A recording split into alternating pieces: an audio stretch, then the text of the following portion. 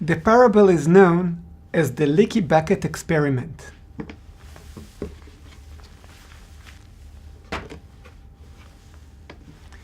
His bucket was filled with money. In my story, influenced by the television series Lost, it is filled with water. The water represents society's resources and the important fact that they are scarce. My story is the following. We are a group of people, fellow members of the same society. We fly across the Sahara Desert, and suddenly, to our horror, we feel that something is wrong with the plane. We feel some turbulences, and suddenly there is an announcement that the engine broke down. And indeed, we start descending quickly and hit the ground. And some of the people, not you, fall off. The airplane jumps back up and lands again a few hundred meters away. We get out of the plane wreck, amazed and happy that we're alive.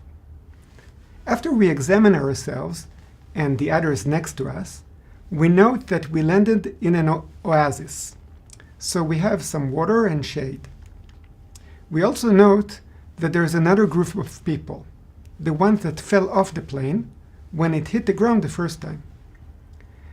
They are also lucky and have some shade, but they do not have something very important. Do you know what that is? Water. We look at them and they look miserable.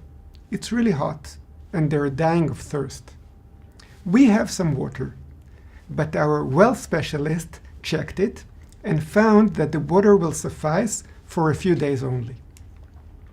We're all familiar with the TV series Lost, so we know not to expect a quick rescue. So we understand that the water should be consumed with great care. We would like to help our friends, members of our society, who happen to fall out before us, and agree to share our water with them. But the only way we can bring them water is by using the bucket we found next to the well. And the bucket is, well, it's leaky. So how much leakage would you accept and still support this kind of a transfer program? Now we can say that the water represents resources, such as income, and the leakage represents the cost of using the tax and transfer system to promote distributive justice. These costs include administrative costs, such as salaries to employees working in the tax collection, offices, litigation costs, and more. And it also includes compliance costs, the costs incurred by the residents in preparing their tax returns, namely reporting their taxable income, especially the need to keep records for tax purposes and litigation costs. And most importantly, inefficient changes in behavior, such as decrease in motivation to work, tax evasion, tax planning, due to the tax. So under what assumption regarding a percentage of leakage would you recommend making the transfer?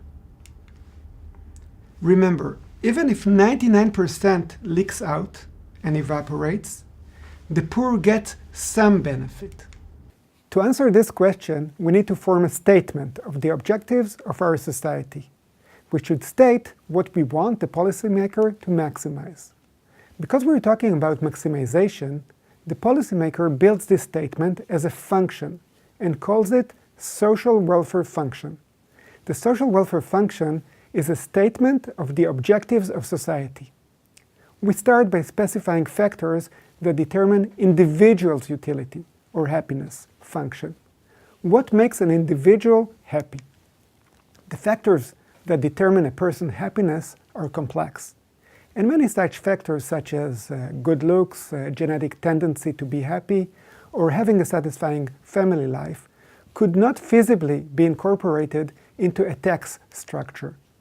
The policymaker therefore assumes a simple utility function in which an individual's welfare depends only on the amounts of consumption and leisure she enjoys. The social welfare function aggregates the individual utility functions, Because our social welfare function is aimed at maximizing the well-being of the residents, namely the happiness of the individuals, it looks like this. If there are n individuals in society, and the ith individual's utility is ui, then social welfare, W, is some function f of individual utilities. The method of aggregation is determined according to an ethical framework.